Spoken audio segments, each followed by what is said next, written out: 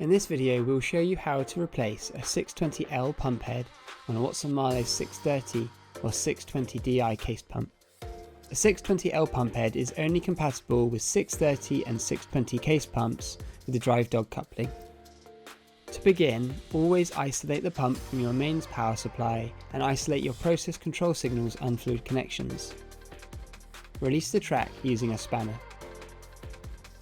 Remove the tubing. Support the pump head as you unscrew the two bolts at the back and pull it away.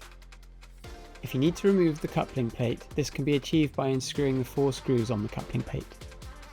Offer the pump head up to the coupling plate. It may be necessary to rotate the rotor to align the centre shaft and the dog drive. Screw in the 2 screws to connect the pump head.